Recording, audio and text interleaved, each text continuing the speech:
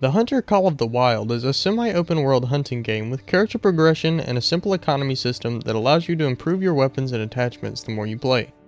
The game has many available locations for you to hunt, all with their own unique landscapes to explore and fauna to aggressively rip the life from.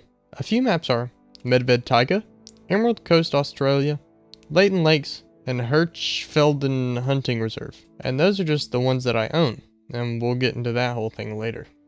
With the intro out of the way, let's talk about the gameplay.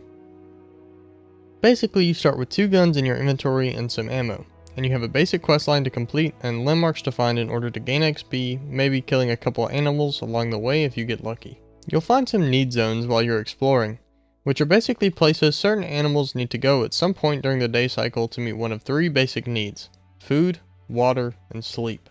You can very easily sleep at an outpost until the time they'd be at one of those spots, and then kill the animals you deem to be the most valuable. The gameplay loop is very satisfying, with the character skills and weapon purchases having a sizable impact on your ability to kill and track animals in-game. When you kill an animal, you can either choose to harvest it and just take the money, or taxidermize it and place it in your hunting lodge as a trophy.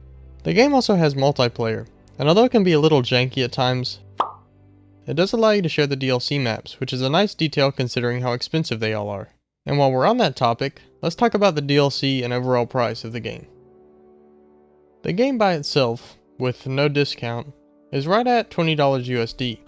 You may think, Jack, that's not all that bad, and I would agree with you if the base game didn't only come with 2 maps. There are so many DLCs that add things that I feel, and I think most of the game's community feels, should just be in the base game. While you can definitely have fun with just the base game, if you don't mind killing the same animals over and over, I think that the fun is mainly derived from the variety you get with some of the other maps. The thumbnail is not clickbait. If you were to buy the base game and only the DLCs that add extra gameplay aspects like gun packs and maps, that's ignoring all the cosmetic packs and extra lodges, the game would cost a total of $167.74, not accounting for tax. Now generally, for PvE games like this one, I don't think that having DLC that adds extra gameplay is necessarily a bad thing. However, I think that in a game like this, where the base game doesn't really offer enough content to maintain replayability for a long period, it's unreasonable to offer a pricing system this extreme. That's enough about that. Let's get into my final verdict. Over the last week or two, I have put about 30 hours into this game. This is not normally the type of game that I enjoy, but I've been having a lot of fun chilling out with this game after a long day. Me and my girlfriend also play it together most nights after she gets home, and she's normally pretty picky about the PC games that she enjoys. Overall, I think that this game is not really worth it any more than the price that you could get it on sale. I believe that if you think you would really enjoy this game, buy it for whatever you think it's worth and try it. You always get that 2-hour window with Steam refunds if you decide you'd rather wait for a sale.